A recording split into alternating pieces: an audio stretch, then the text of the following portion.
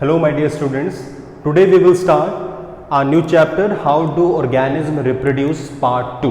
Okay तो part 1 में तो हमने डिस्कस किया था कि कैसे generally asexual mode of reproduction है, ठीक है, डिफरेंट यूनिसेल्युलर और मल्टी सेल्युलर ऑर्गेनिज्म में कैसे एसेक्सुअल मोड ऑफ रिप्रोडक्शन होता है।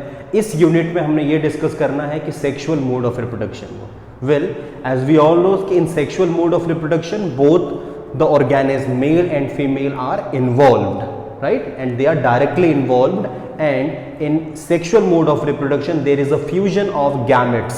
This is one of the most important feature of sexual reproduction कि इसमें gametes का fusion होगा, okay, तो जिससे further क्या होगा, zygote develop होगा, right, तो ये सबसे important feature है sexual reproduction का, and this fusion leads variation in their offspring. यही फ्यूजन क्या है उनके ऑफस्प्रिंग में वेरिएशंस को लेके आएगा, जिससे वो एनवायरमेंटल कंडीशंस को आसानी से फेस कर पाएंगे और अपनी जो एक कंटिन्यूटी ऑफ स्पीशीज है, कंटिन्यूटी ऑफ जनरेशन है, उसको मेंटेन कर पाएंगे, right. So at first we will discuss about sexual reproduction in flower कि फ्लावर में स्पेशली कैसे सेक्सुअल रिप्रोडक्शन होता है। सो लेट्स स्टार्ट विद अभी तक तो हमने ये डिस्कस किया कि एसेक्सुअल रिप्रोडक्शन भी होता है प्लांट में, ठीक है, और एसेक्सुअल रिप्रोडक्शन जनरली होने के लिए प्लांट में कुछ वेजिटेटिव पार्ट्स हैं। वेजिटेटिव पार्ट्स मतलब ऐसे पार्ट जो सेक्सुअल रिप्रोडक्शन में पार्टिसिपेट नहीं करते, जैसे रूट, स्टेम एंड लीव्स, जो वेजिटेटिव प्रोपोगेशन से प्रोपोगेट होते हैं। ओके, ये हम डिस्कस करके आ चुके हैं। अब हम डिस्कस करेंगे प्लांट के उन पार्ट्स के बारे में जो सेक्सुअल रिप्रोडक्शन में इन्वॉल्व होते हैं। It means that we are discussing about flower. Okay, तो फ्लावर क्या है? फ्लावर प्लांट का सबसे मोस्ट इंपॉर्टेंट पार्ट है जो सेक्सुअल रिप्रोडक्शन में पार्टिसिपेट करेगा। So let's start with flower. Well, the flower is the most attractive, brightly coloured and conspicuous part of the plant. सबसे ज्यादा ब्राइटली कलर्ड है, okay, and it helps in sexual reproduction and later form fruits and seeds, जिसमें फिर letter after division के बाद क्या होगा कि फ्रूट्स और सीड्स फॉर्म होंगे। ओके, तो ये प्लांट के पार्ट्स हैं, फ्लावर है। तो let's start with flower. Well, अब हम फ्लावर के डिफरेंट पार्ट्स को डिस्कस करते हैं। देखिए कौन कौन से पार्ट्स हैं। पहले, the flower is attached with the stem और its branches with the help of a stalk called pedicel. Pedicel से जनरली वो अटैच होता है। अभी हम डायग्राम की हेल्प से इसको समझेंगे, ठीक है। देन कोई भी फ्लावर अपनी स्टेम या ब्रांच से पेडिकल से अटैच होगा, and just after the pedicle जो स्वॉलोन एक फूला हुआ एरिया होता है, ठीक है, उसी को हम कहते हैं थैलेमस या टॉरस, ठीक है। इसे कॉमनली थैलेमस या टॉरस भी कहा जाता है। एंड कुछ प्लांट में जनरली जैसे एप्पल है, ठीक है, तो उसमें जनरली जो थैलेमस होता है वो रिपेंट ओवरी होता है। ओके, तो on the thalamus usually 4 whorls of flower structure are present. Generally thalamus में ही जो फ्लावर के 4 होल्स हैं, ठीक है, जो फ्लोरल स्ट्रक्चर हैं वो एक सर्कल के फॉर्म में प्रेजेंट होते हैं। These 4 whorls form outer to inner side. ये आउटर से इनर साइड की तरफ होते हैं। अभी हम डायग्राम से इनको समझेंगे।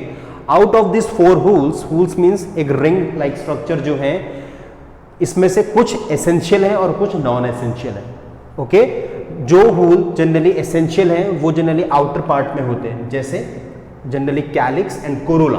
कैलिक्स और कोरोला जो दोनों हैं ये नॉन एसेंशियल होल्स हैं, ठीक है, क्योंकि ये सेक्सुअल रिप्रोडक्शन में पार्टिसिपेट नहीं करते।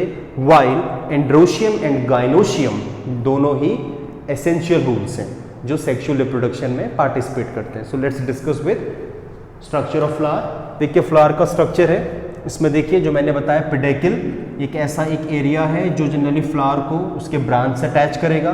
Then just after the pedicel there is a swollen end, जिसे हम जनरली हम रिसेप्टिकल या हम इसको थैलेमस भी कहते हैं। यहाँ पे इसने रिसेप्टिकल मेंशन किया है तो हम इसे थैलेमस भी कहते हैं। Okay, and just above the receptacle या thalamus there is sepals. Okay, these are outer most green whorls, और अगर यही सेपल्स एक होल में अरेंज हो तो उसे हम जनरली कहते हैं कैलिक्स। ओके, तो कैलिक्स क्या है? Calyx, yes, CALYX। कैलिक्स का मतलब है कि जब सभी सेपल्स एक होल में अरेंज, होल का मतलब है कि ऐसा एक सर्कल सा, एक राउंड, ओके, एक राउंड सर्कुलर फॉर्म में अरेंज हो, तब उसे हम कहेंगे कैलिक्स। ओके, जब सभी सेपल्स एक राउंड हूल में अरेंज हो।